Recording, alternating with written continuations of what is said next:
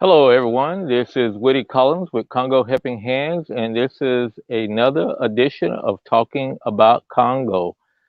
We're going to be talking about two different subjects today, and the two subjects is banking, and the second subject is post offices.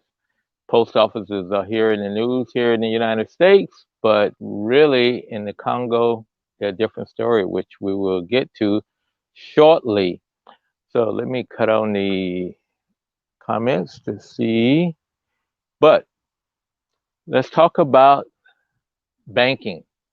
Banking is one of those things that uh, is a misnomer. Like for instance, in Kinshasa, there's probably about maybe 4 or 5 different banks.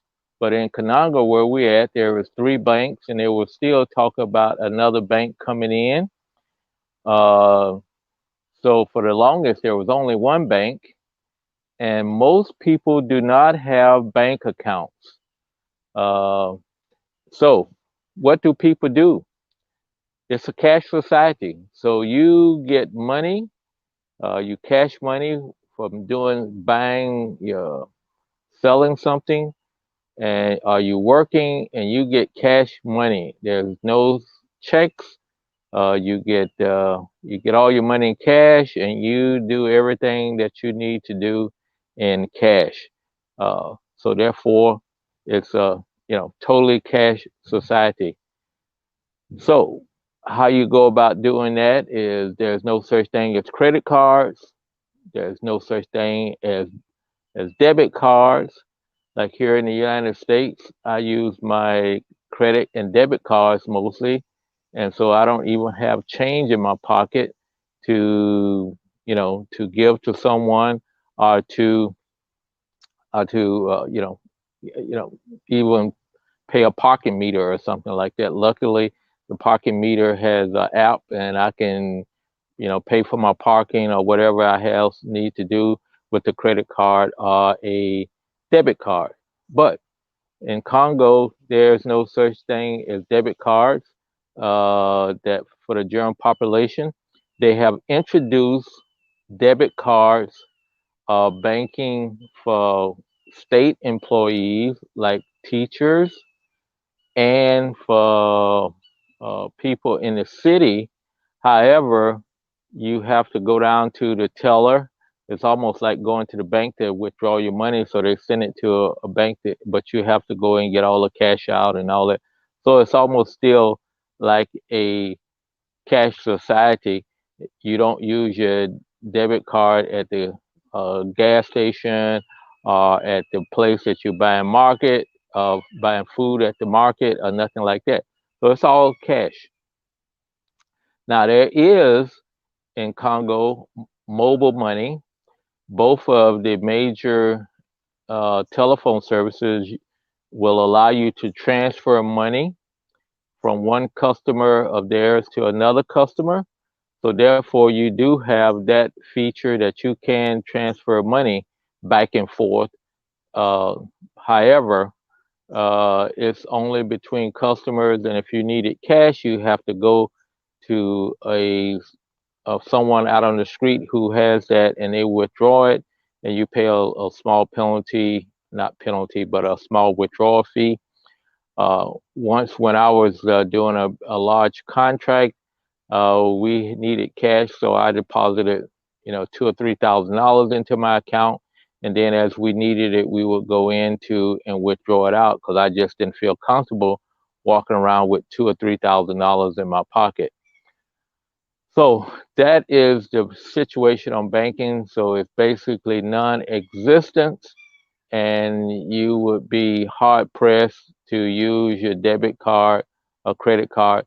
In Kinshasa, people tell me they use their debit card and credit card. However, I have never used mine there. I just keep it in my stashed away with my passport or something like that. But I never use my credit card or debit card because there is, well, I'll take that back. I have used my credit card once at a semi fancy restaurant and things like that.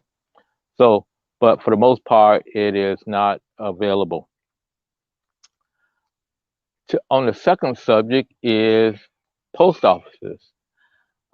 Post offices, usually there's a town in each major city, not in the little villages. There's a post office there. And the post office even have post office boxes. This was left over from the Belgium time with the Belgians. And so therefore there is post offices.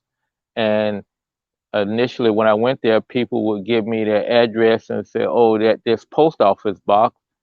But I found out that nobody delivers mail to the post office, and very rarely would something come in, but occasionally, and it was more of a hassle to go get it from the post office.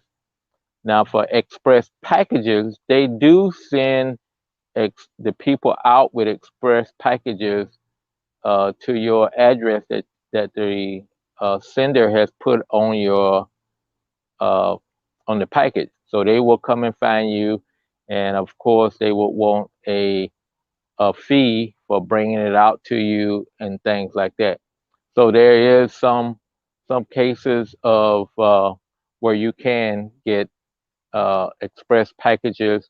I'm not sure how DHL is worked, but I've sent a couple packages with DHL, and uh, and they've gotten to the people. But you put address and a telephone number on there, and surprisingly, except for in the villages and out, most of the places may have an address. There's no street signs or anything like that, but most of the people kind of know, some of the older people know what the address is, and a number is more by asking people where do so and so lives, and they will point them out in that direction. Uh, it just was interesting to even know that they had that available, because when you're coming into the country, they will ask you where you're going, and you have to give them a street address, and sure enough, there is an address somewhere. You don't see the sign, but people know that that is the name of the street. So there's the post office. Another short subject is basically non-existent, and you can't mail letters over there or do anything like that. There's no stamps or nothing like that. So you are tough, out of luck as far as the postal system and things that's going on. So you would have a hard time trying to order something from Amazon, some other service like that. Those are the two things I wanted to talk about today to kind of give you a glimpse of what life is like in the Congo. And we will end this episode of talking about Congo.